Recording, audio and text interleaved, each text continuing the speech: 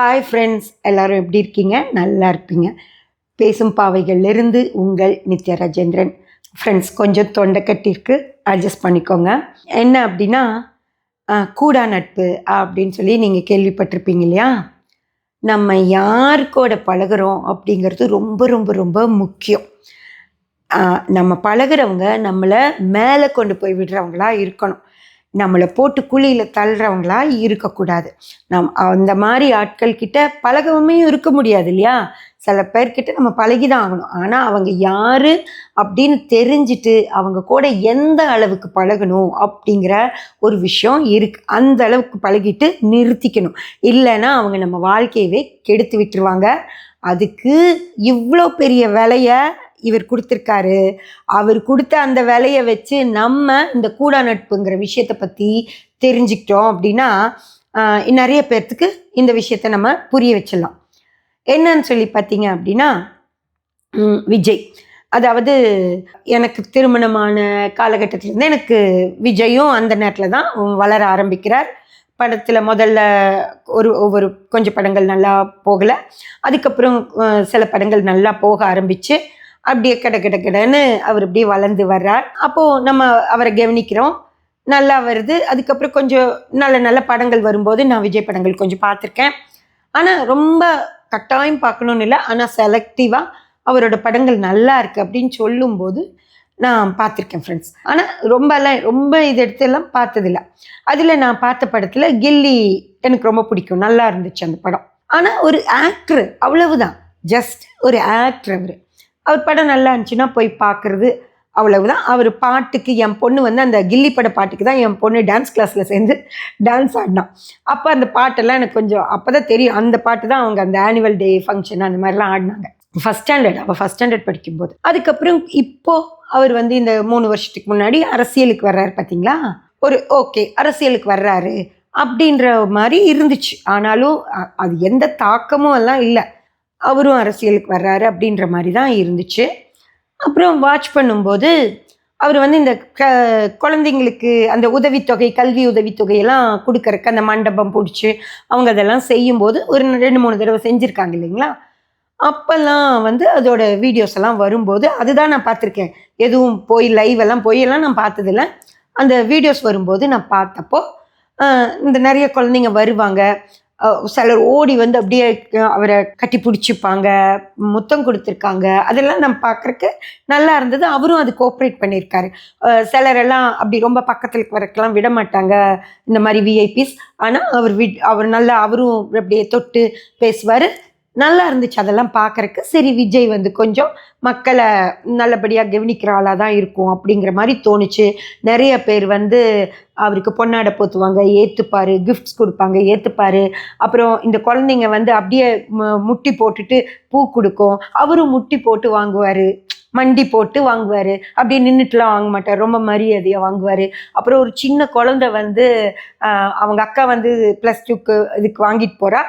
அப்போ நானும் +2 படிக்கும்போது வர்றேன் அப்படின்னு சொல்லிட்டு வாமா அப்படின்னு சொல்லி அந்த குழந்தைய கூட அவ்வளோ அப்படி மதிக்கணும்னு அவசியம் இல்லை. ஆனாலும் அந்த குழந்தைய அப்படி மதித்து பேசுவார். நிறைய பேரண்ட்ஸ், குழந்தைங்களோட வர்ற பேரண்ட்ஸை ஃபோட்டோ எடுத்துகிட்டு தான் போவோம் அப்படின்னு நிற்பாங்க. அவங்கள அப்படி பக்கத்தில் இருக்கவங்க தள்ளும்போது கூட கையை பிடிச்சிட்டு அவங்க போட்டும் அப்படின்னு இது அவங்கள தள்ள வேண்டாம் அப்படின்னு சொல்லுவார். அதெல்லாம் ரொம்ப ஒரு நல்லா இருந்துச்சு பார்க்குறக்கு. ஓகே, நான் அப்போ என்ன நினச்சேன்னா, சரி, விஜய் வந்து கொஞ்சம் மனிதாபிமானமோடு இருக்கார், மக்களை அரவணைச்சு போகிறாரு. ஸோ இவர் பின்னாடி வந்து அரசியலுக்கு வரும்போது நல்ல பதவிகள் கிடைக்கும்போது இவர் மக்களை ரொம்ப மரியாதையாக மக்களுக்காக அரசியல் பண்ணக்கூடியவராக இருப்பார் அப்படியெல்லாம் நான் நினச்சிருந்தேன். ஓகேங்களா? அப்படி இருக்கும்போது தான் ஜோதிடருங்கிற முறையில் அவரோட ஜாதகத்தை பார்த்தப்போ தான் எனக்கு வந்து அவர் வந்து இந்த மனைவியை, அவரோட ஜாதகத்தில் சுக்கிரன் தான் ரொம்ப நல்லா இருக்கு, சுக்கிரன் உதவியோட தான் இவர் அரசியலில் ஜெயிக்க முடியும் அப்படிங்கிறதுனால நான் ஒரு பதிவும் போட்டிருப்பேன். அவர் பக்கத்தில் மனைவி இருந்தால் அவருக்கு இன்னும் வந்து ஒரு நல்ல இது கிடைக்கும், இன்னும் அரசியலில் இன்னும் ஸ்பீடாக போக முடியும், அவருக்கு நல்ல பதவிகள் கிடைக்கும் அப்படின்னு சொல்லி நான் அந்த பதிவில் போட்டிருந்தேன். ஆனால் அவர் வந்து அதுக்கப்புறம் அவங்க மனைவி வர்றதே இல்லை, அவர் மட்டுமே தான் இருந்தார். சரி, அது நமக்கு தேவையில்லாதது, நான் அதை கண்டுக்கல. ஆனால் இப்போது இந்த வாரத்தில் அவங்க மனைவி வந்து அவர்கிட்ட இருந்து விவாகரத்து கேட்குறாங்க அப்படிங்கிற நியூஸ் வந்துச்சு. அப்போ கூட அதில் எந்த இதுவும் இல்லை, அது அவங்க குடும்ப விஷயம், அவங்க கேட்குறாங்க, அது பற்றி பிரச்சனை இல்லை, அப்படி சாதாரணமாக தான் நான் அதை எடுத்துட்டேன். அந்த விவாகரத்துக்கு காரணம் இது அப்படின்னு சொல்லியெல்லாம் ஒரு இது போட்டிருந்தாங்க. அதில் வந்து அவர் வந்து இன்னொரு நடிகையோட பழக்கம் வச்சிருக்கிறதுனால எனக்கு அவர்கிட்ட இருந்து விவாகரத்து வேணும் அப்படின்னு அவங்க கேட்டிருந்ததா போட்டிருந்துச்சு. அப்போ கூட அவங்களும் யார் அந்த நடிகை அப்படின்னு குறிப்பிடலை. சரி, ஏதோ அவருக்கு அப்படி நடந்துருச்சு போல இருக்கு அப்படின்னா அப்படி கேஷுவலாக தான் நான் அது போனேன். ஆனால் ஃப்ரெண்ட்ஸ், அதுக்கு அடுத்து ஒரு 2 நாளில் அவர் வந்து ஒரு நடிகையோட ஒரு திருமண விழாக்கு வர்றார். சரிங்களா? வரும்போது அவங்க 2 பேரும் ஒரே மாதிரி கலரில் ட்ரெஸ் பண்ணிட்டு வர்றாங்க. அந்த விஷயத்தை பார்த்தப்ப தான் எனக்கு கொஞ்சம் உறுத்திருச்சு. ஏன் என்ன இது இப்படி இருக்கே அப்படின்னு. அதாவது நீங்கள் நடிகராக இருக்கப்போ நீங்கள் என்ன வேணாலும் பண்ணிக்கலாம், அதுல எந்த பிரச்சனையும் இல்லை. நீங்கள் ஒரு ஆக்டர், உங்களை நாங்கள் பார்க்குறோம், ரசிக்கிறோம், நாங்கள் பணம் கொடுத்து தான் பார்க்குறோம் உங்களை. சரிங்களா? நீங்கள் ஒன்றும் எங்கள் முன்னாடி வந்து சும்மா ஆடலை. நாங்கள் பணம் கொடுத்து, எங்கள் பணத்தை கொடுத்து டிக்கெட் வாங்கிட்டு நாங்கள் போய் அந்த படத்தை பார்க்குறோம். அதுக்கப்புறம் அதில் விமர்சனம், அதெல்லாம் வேற. ஒரு நடிகராக உங்களை பார்க்குறோம். நீங்கள் உங்கள் வாழ்க்கையாக எங்களுக்காகலாம் நீங்கள் எதுவும் இது பண்ணணும்னு இல்லை, உங்கள் இஷ்டம், நீங்கள் எப்படி வேணாலும் வாழலாம். நீங்கள் ஒரு நடிகராக இருக்கிற வரைக்கும் நீங்கள் எப்படி வேணால் இருக்கலாம். ஆனால் ஒரு பொது வெளிக்கு வந்துட்டு உங்களுக்கு நான் தலைவனாகிறேன் அப்படின்னு சொல்லி வந்து உட்காரும் போது நீங்கள் எப்படி ஒரு ஜெனூனால ஆளாக இருக்கணும் இல்லையா? அப்படியெல்லாம் ஏனோ தானோன்னு நான் எப்படி வேணாலும் இருப்பேன், ஆனால் நான் உங்களுக்கு தலைவன் அப்படின்னு சொல்கிறத வந்து ஏற்றுக்கவே முடியாது இல்லைங்களா? எத்தனை பேர் உங்கள் மேலே, அது வந்து உங்களை நடிகராவது அவங்க பார்க்க வந்ததாக கூட இருக்கலாம். சரிங்களா? நீங்கள் வரும்போது, உங்கள் பஸ்ஸு வரும்போது அந்த டயருக்கு கீழேயே வந்து பசங்க விழுந்தாங்க. அதுக்கும் நான் பதிவு போட்டிருக்கேன். அவருக்காக போய் நீங்கள் எங்கேயா விழுந்து செத்துறாதீங்கப்பா, உங்கள் குடும்பம் தான் நாளைக்கு கஷ்டப்படும் அப்படின்னு சொல்லி அதுக்கும் நான் ஒரு பதிவு போட்டிருக்கேன். அதை நான் ஃபர்ஸ்ட் லிங்க்கில் கொடுக்குறேன், நீங்கள் போய் பாருங்கள். அந்த மாதிரி உங்கள் மேலே இருக்கிற ஒரு பிரியத்தில் வந்து 40 பேர் அநியாயமாக செத்து போனாங்க. சரிங்களா? அதுக்கு வந்து நீங்கள் காரணம் இல்லை, நான் உங்களை அதை ப்ளேம் பண்ணவே இல்லை. அவங்க தான் உங்கள் மேலே இருக்கிற பிரியம், அவ்வளோ பிரியம், சாகிற அளவுக்கு பிரியம். சின்ன குழந்தைங்க இறந்து போயிட்டாங்க, புரிஞ்சதுங்களா? அப்படி அந்த குழந்தைங்க உங்களை பார்க்க வந்துச்சு. அவ்வளோ ஒரு விஜயண்ணா அப்படின்ற ஒரு அவ்வளோ பிரியத்தை உங்கள் மேலே காட்டினாங்க. அதே போல் உங்கள் மனைவி வந்து விவாகரத்து இது அனுப்புனப்போ கூட அத்தனை பேர், ஐயோ பிரிஞ்சிடாதீங்க, சங்கீதாக்கா எங்கள் அண்ணனை பிரிஞ்சிடாதீங்க, அண்ணி பிரிஞ்சிடாதீங்க, அப்படி அவ்வளோ பேர் அவ்வளோ பதிவுகள் போட்டிருந்தாங்க. எதுக்காக போட்டாங்க? புரிஞ்சதுங்களா? உங்கள் மேலே இருக்க பிரியம், அன்பு. அப்போவும் அண்ணி அப்படின்னு அவங்களால சங்கீதா அவங்கள தான் சொல்ல முடிஞ்சுது, வேற யாரையும் அவங்க அண்ணின்னு சொல்லலை. அதே மாதிரி எங்கள் அண்ணனை விட்டு போயிடாதீங்க, எங்கள் அண்ணனுக்கு நீங்கள் இப்போ ஆதரவாக இருக்கணும், அப்படி அவ்வளோ பேர் போட்டிருக்காங்கன்னா உங்கள் மேலே அவங்களுக்கு எவ்வளோ பிரியம். அத்தனை பிரியம் வச்சிட்ருக்க இந்த சின்ன பசங்க எல்லாருக்குமே, பெண்கள் பசங்க பொண்ணுங்க எல்லாருக்குமே நீங்கள் உங்கள் பிரியத்தை திருப்பி கொடுத்தீங்க, ஒரு இடத்துல கொடுத்தீங்க. அதை நான் பார்த்ததுனால தான் எனக்கே உங்களை பிடிச்சது. ஆனால் இப்போது நடந்தது ரொம்ப ரொம்ப நல்லாவே இல்லை. அதாவது ஏதோ ஒன்று சொல்லியிருக்கணும், இந்த மாதிரி தெரியல, இந்த மாதிரி சங்கீதா ஏன் இந்த மாதிரி பண்ணாங்கன்னு எனக்கு தெரியல, நான் அவங்கள சமாதானப்படுத்த பார்க்குறேன், இந்த விஷயம் பெருசாகாமல் நான் பார்த்துக்கிறேன், என் மேலே எந்த தப்பும் இல்லை, நான் வந்து அந்த நடிகையோட ஒரு நட்பு முறையில் தான் நான் பழகிறேன், அதை யாரோ சங்கீதாக்கு புரியாத மாதிரி சொல்லியிருக்கலாம், அல்லது சங்கீதா புரிஞ்சிக்காமல் இருக்கலாம், நான் அவங்க கூட போய் பேசுகிறேன் அப்படின்னு ஒரு அறிக்கை விட்டுருந்தா அப்படியே எல்லாருமே, நான் கூட ஆமாம் பாவம் விஜய் ஏதோ பிரச்சனை, அவர் சரி பண்ண பார்க்குறாரு அப்படிதான் நினச்சிருப்பாங்க.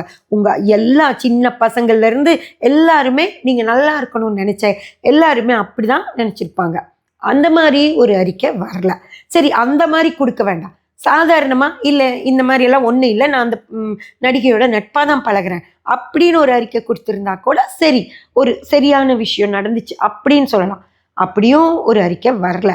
ஆனால் ஒரு நடிகையோட நீங்கள் அந்த திருமண விழாவில் வந்து ஒரே மாதிரி ட்ரெஸ்ஸிங் பண்ணிவிட்டு அப்படியே கூடவே ஒரு மனைவி பக்கத்தில் நிற்கிற மாதிரி அவங்க அப்படியே ஒட்டி நிற்கிறாங்க. பரவாயில்ல, நான் அது நட்புன்னு கூட நான் ஏற்றுக்கிறேன். ஆனால் கண்ணுக்கு வந்து அவங்க சங்கீதா வந்து என் கணவர் இந்த மாதிரி நடந்துட்டு தான் எனக்கு விவாகரத்து வேணும்னு கேட்டது கண்ணுக்கு முன்னாடி தெரியுதே இல்லைங்களா? அந்த பொண்ணுக்கு ஏன்னா உங்கள் கூடவே இருந்த மனைவி இதை சொல்லியிருக்காங்க. இன்னொருத்தங்க அப்படி வந்து நிற்கிறாங்க. நாங்களாம் பார்க்கல, தூரமாக இருந்து பார்க்கும்போது அவங்க அந்த நெருக்கம் எங்களுக்கு அப்படி காட்டுதே. புரிஞ்சுதுங்களா? நட்பு தான் அப்படின்னாலும் கூட நீங்கள் நட்புன்னு டிக்ளேர் பண்ணலை. அந்த நட்பு அந்த கண்ணுக்கு வந்து அந்த மாதிரி காட்டுது. சரி அப்படின்னா ஒரு பதிவில் நான் பார்க்குறேன், அவங்க நடக்கும்போது அவங்க கையை நீங்கள் இப்படி ஏந்துற மாதிரி பிடிச்சிட்டு இருக்கீங்க. புரியுதுங்களா? அப்படி நட்புனா அவங்க பட்டி போவாங்கல்ல, இல்லை நட்புனா இப்படி கூட இப்படி வா இந்த கூட்டத்தில் வா அப்படின்னு சொல்லி கூப்பிட்டு போகலாம். ஆனால் அந்த கையை அப்படி ஏந்துற மாதிரி பிடிச்சிட்டு இருக்கீங்க. அவங்கள பத்திரமா கூட்டிகிட்டு போகணுங்கிற அந்த இன்டென்ஷன் இருக்குது. அப்போது இதெல்லாம் பார்க்கும்போது ஏதோ உண்மையாக இருக்குமோ? அவரும் ஆமான்னு சொல்லலை, இல்லைன்னு சொல்லவே இல்லை. நீங்கள் வந்து அப்படி ஒரு விஷயம் கிடையாது, அது நட்பு தான் அப்படின்னு அடித்து சொல்லலை.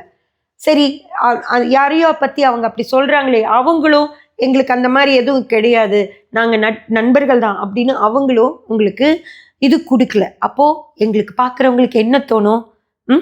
சரி, ஒரு இது இப்படி தான் இருக்கும் போல் அப்படின்னு. அப்போது நான் இருக்கேன், உங்களுக்கு நான் எல்லாம் செய்வேன் அப்படின்னு சொல்கிற ஒரு ஆள், இந்த மாதிரி குடும்பஸ்தனாக இருக்க வேண்டிய ஒரு ஆள், அந்த குடும்பத்தை மீறி இன்னும் சிலரோட நான் பழகுவேன் அப்படின்னு சொல்லி இருந்தால், நாளைக்கு உங்களை ஃபாலோ பண்ணுற உங்களுடைய விசிறிகள், விஜயோடைய ரசிகர்கள் நாங்கன்னு சொல்கிற உங்களுடைய விசிறிகள் இந்த தப்பை பண்ணால் நீங்கள் எப்படி தட்டி கேட்பீங்க? ஒரு தலைவர் அப்படின்னா நான் சரியாக இருக்கணும்.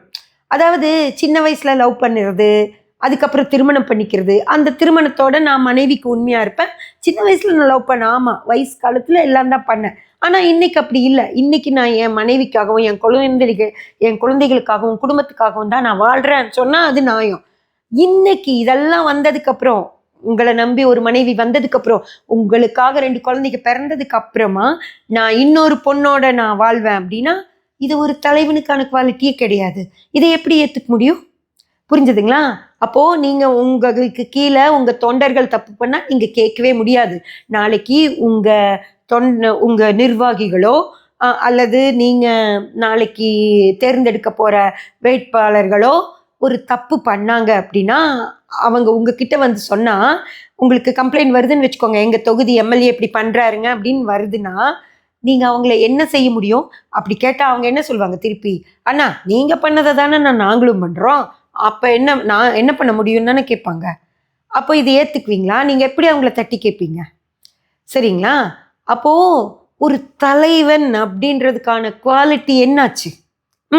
அப்போ நாங்கள் எப்படி உங்களை தலைவனாக ஏற்றுக்க முடியும்? உங்களுக்கு ஓட்டு போட்டு எப்படி தேர்ந்தெடுக்க முடியும்? ஒரு தப்பை ஈஸியாக பண்ணிவிட்டு அது நான் அப்படி தான் பண்ணுவேன் அப்படின்னு சொல்கிறவங்க, நாளைக்கு எந்த தப்பை வேணாலும் ஈஸியாக பண்ணிவிட்டு நான் அப்படி தான் பண்ணிடுவேன்னு சொல்லிட்டு போயிட்டா என்ன பண்ண முடியும்? புரியுதுங்களா? அதே போல் ஒரு ஒரு ஒரு குடும்பத்தை நடத்துகிறதே கஷ்டம். உங்கள் தொகுதி நிர்வாகிகளோ வேட்பாளர்களோ இந்த மாதிரி பண்ணி 2 குடும்பம் 3 குடும்பம்லாம் வச்சுருக்காங்கன்னு வச்சுக்கோங்க. அப்போது ஒரு குடும்பத்தை காப்பாற்றுறக்கே நிறைய கஷ்டம், சம்பாதிக்கணும். 2-3 குடும்பத்தை காப்பாற்றுறதுக்காக அவங்க நாளைக்கு சம்பாதிக்கிறதுக்கு எந்த வழி வேணால் தேர்ந்தெடுக்க மாட்டாங்களா? அப்போ இப்போல்லாம் நம்ம எதுக்காக உங்களை நம்பி ஓட்டு போடணும்? பல இடங்களில் லஞ்சங்கள் இருக்குது, பல கொள்ளைகள் நடக்குது, அதெல்லாம் விஜயோட ஆட்சியில் நடக்காது அப்படி நினச்சி தானே நம்ம ஓட்டு போடணும். ஆனால் இப்போது பல குடும்பங்களை வச்சுக்கிறாங்கன்னா அப்போ அவங்க எல்லாமே தவறுகள் செய்ய தானே செய்வாங்க. அப்போ எதுக்கு உங்களுக்கு ஓட்டு போடணும்? அப்படியெல்லாம் ஆகும் இல்லையா? அப்போ நீங்கள் இதை வந்து ஒரு தலைவனுக்குரிய குவாலிட்டியாக நீங்கள் இதை கட்டாயம் இது அப்படியெல்லாம் என் மேலே எந்த தப்பும் இல்லைங்கிறத நீங்கள் தெரிவிச்சிருக்கணும். அதை தெரிவிக்காமல் நான் அப்படி தான் இருப்பேன் அப்படின்னு சொல்லி நடந்துக்கிறது ஒரு தலைவனுக்கான குவாலிட்டி கிடையவே கிடையாது விஜய். ஓகேங்களா? அதுக்கப்புறம் தான் இப்போது நான் கூடா நட்பு பற்றி பேசுகிறேன். இது உங்களுக்கு தான் சொல்கிறேன் விஜய், என்னன்னு சொல்லி நல்லா யோசிச்சுக்கோங்க. நம்ம கூட இருக்கிறவங்க, நம்ம கூட பழகிறவங்க யார் அப்படின்னு சொல்லி நம்ம கட்டாயம் தெரிஞ்சு வச்சுருக்கணும். அப்போ தான் நம்ம நல்லா இருக்க முடியும். நம்மளை சுற்றியும் எல்லாரும் இருக்கணும், நல்லவங்க இருக்கணும், நல்லவங்க இருந்தால் தான் கேள்வி கேட்பாங்க, தட்டி கேட்பாங்க, நீ பண்ணுறது தப்பு அப்படின்னு சொல்லுவாங்க. புரிஞ்சதுங்களா? எனக்கு இப்போ தோன்றது தான், நீங்கள் பண்ணுறது தப்புன்னு சொல்லி தட்டி கேட்டதுனால தான் உங்கள் அப்பா அம்மாவையே நீங்கள் விலக்கி வச்சிங்க அப்படின்னு எனக்கு இப்போ தோணுது. உங்கள் புகழ் பாடுறவங்களையே நீங்கள் கூட வச்சிட்டு இருந்தா நீங்கள் என்ன தப்பு பண்ணுறீங்கன்னு உங்களுக்கு அவங்க சொல்லவே மாட்டாங்க. நீங்கள் எக்கோடு கட்டு போனால் என்ன, எல்லாருக்கும் தான் இது, விஜய்க்கு மட்டும் இல்லை, எல்லாருக்குமே தான் இது. நம்ம கூட இருக்கிறவங்க நல்லவங்களா இருந்தால் மட்டும்தான் நம்மளை நேர்வழியில் கொண்டு போவாங்க. நம்ம கூட இருக்கவங்க தப்பானவங்களா இருந்தாங்கன்னா உங்களை தூக்கி வச்சு அவங்க ஆதாயம் தேடிக்க தான் பார்ப்பாங்க. அதை தான் உங்களுக்கு நான் சொல்கிறேன். இவங்களையே வச்சுக்கோங்க, உங்கள் கூட வந்தவங்களையே வச்சுக்கோங்க. அவங்க என்ன பண்ணியிருக்கணும், விஜய் இப்போ நீ இருக்க பிரச்சனையில் நம்ம 2 பேரும் சேர்ந்து போக வேண்டாம், இப்போது அது யாரோ ஒரு நடிகையோட நீ பழகுறேன்னு தான் உன் மனைவி வழக்கு தொடுத்துருக்காங்க. அப்போது நான் உன் கூட வந்தால் அந்த நடிகை அவங்களும் நடிகை இல்லையா, நான் அந்த நடிகை அப்படின்னு நினச்சிருவாங்கல்ல மக்கள். அதனால் நான் வரல, ஏன்னா நான் இப்போ வர்றது உனக்கு நல்லது இல்லை, உனக்கு இன்னும் ப்ராப்ளம்ஸ் தான் கொடுக்கும் அப்படின்னு அவங்க சொல்லியிருக்கணும். இவங்க நண்பியாக இருந்திருந்தால், புரிஞ்சதுங்களா? இவங்க உண்மையாகவே உங்களை நேசிக்கிற நண்பியாக இருந்திருந்தால், உங்கள் கூட உங்களை உண்மையான நட்பு அவங்களுக்கு உங்ககிட்ட இருந்திருந்தா அவங்க இதை தான் சொல்லியிருப்பாங்க, நான் உங்க கூட வரல, நான் வந்தால் கண்டிப்பாக நானுன்னு நினச்சிப்பாங்க நிறைய பேர் அப்படின்னு சொல்லி அவங்க சொல்லியிருப்பாங்க. அவங்க அப்படி சொல்லலை. அப்போ என்ன இதுன்னு பார்த்துக்கோங்க, இந்த விஷயத்தில் குளிர் காஞ்சு இவரோட சேர்ந்து நம்ம இருந்தோம் அப்படின்னா நமக்கு ஏதாவது பதவிகளோ புகழோ ஏதாவது கிடைக்கும். ஏதோ ஒன்று உங்ககிட்ட எதிர்பார்த்து உங்களோட நன்மையை விட அவங்களுக்கு ஏதோ தேவையான விஷயத்துக்காக தான் அவங்க உங்கள் கூட வர்றாங்க இல்லையா? நல்ல நட்போ இல்லை உண்மையிலுமே நேசிக்கிறாங்களா இருந்தால் கூட அன்பால் வேண்டாங்க, இப்போ நான் வந்தேன்னா இது சரி வராது அப்படின்னு சொல்லி நீங்கள் தனியாக போங்க அப்படின்னு தடுத்து நிறுத்தி உங்களை நல்வழிப்படுத்தியிருப்பாங்க, உங்களுக்கு நல்லது செஞ்சுருப்பாங்க. ஆனால் இப்போ அவங்களே உங்களுக்கு கெட்டதாக மாறி இருக்காங்க அப்படின்னா இது கூட நட்பு தானே? இது நட்பா? முதல்ல உங்களுக்கு கெடுதல் செய்கிறது நட்பா அப்படின்னு சொல்லி நல்லா யோசிச்சு பாருங்க ஃப்ரெண்ட்ஸ். விஜய்க்கு மட்டும் இல்லை இந்த விஷயம், உங்களுக்கு எல்லாத்துக்குமே தான். நம்ம கூட யார் இருக்காங்க அப்படிங்கிறத நல்லா தெரிஞ்சுக்கோங்க. அது உறவுகளாக இருந்தாலும் சரி, நம்மளை சுற்றி இருக்கிற உறவுகள் நம்மளை கீழே தள்ள பார்க்குதா, நம்மளை மேலே கொண்டு போக பார்க்குதா, அது அம்மா அப்பாவாகவே இருந்தாலும் சரி, அவங்க தெரிஞ்சு செஞ்சாலும் சரி தெரியாமல் செஞ்சாலும் சரி, அவங்க யாராக இருந்தாலும் அவங்கனால நம்மளுக்கு நல்லது நடக்குமாங்கிறத முதல்ல தெரிஞ்சுக்கோங்க. அதுக்கப்புறமா அவங்க கிட்ட எப்படி பழகணுமோ அப்படி பழகுங்க. அவங்க சொந்தமாகவே இருந்தாலும் தேவைக்கு என்ன தேவையோ அதுக்கு மட்டும் பழகிட்டு தள்ளி நின்றுக்கோங்க. அப்போ தான் நீங்கள் நல்லா இருக்க முடியும். அதே போல் நட்பாக இருந்தாலும் அவங்க நல்லவங்களா, நம்மளுக்கு எல்லாத்துக்கும் நம்ம கூட நிற்பாங்களா அப்படின்னு தெரிஞ்சு பழகுங்க. சுற்றி இருக்கவங்க, பக்கத்தில் இருக்கவங்க, இல்லை பெரிய ஆட்கள், இவங்களோட நட்பு நமக்கு இருந்தால் நல்லா இருக்கும் அப்படின்னு நினச்சாலும் அவங்கனால நமக்கு ஆகுனா பழகுங்க. நிறைய வசதியானவங்க இல்லை விஐபிஸ் என்ன பண்ணுவாங்கன்னா அவங்க தேவைக்கு உங்களை யூஸ் பண்ணிட்டு கழட்டி விட்டுருவாங்க. அந்த மாதிரி ஆட்கள் அப்படின்னு தெரியும் போது அவங்க கிட்ட நெருங்காமல் வெறும் சிரித்து பழகிறதோடு நிறுத்திக்கிறது நல்லது. இல்லைன்னா இப்போ விஜய்க்கு எவ்வளோ இந்த 2 நாளில் அத்தனை பேர் அவங்க ரசிகர்கள் கூட அவர் மேலே அதாவது அவங்க மனசில் இமயமலை மாதிரி இருந்த விஜய் இன்னைக்கு அப்படியே தரமட்டத்துக்கு வந்துட்டார் இல்லைங்களா? அந்த மாதிரி கூட நட்பு உங்களை கெடுத்து விட்டுரும். அதனால் எந்த காரணத்துக்காகவும் நட்பு அப்படிங்கிற பேரில், சொந்தம் அப்படின்ற பேரில் நம்ம கூட யார் இருந்தால் நல்லது அப்படின்னு யோசித்து அவங்க கூட பழகுங்க. இல்லைன்னா கட்டாயம் மாட்டிக்குவீங்க. ஓகே, நான் சொன்னது சரி அப்படின்னு நினச்சவங்க சரின்னு கமெண்ட் பண்ணுங்கள் ஃப்ரெண்ட்ஸ். தேங்க்யூ. சப்ஸ்கிரைப் பண்ணி பெல் பட்டன் ப்ரெஸ் பண்ணி வச்சுக்கோங்க. அப்போ தான் நான் போடுற எல்லா பதிவுகளும் உங்களுக்கு கிடைக்கும். லைக் பண்ணி ஷேர் பண்ணி கமெண்ட் பண்ணிங்கன்னா எனக்கு சப்போர்ட்டிவாக இருக்கும். Thank you friends.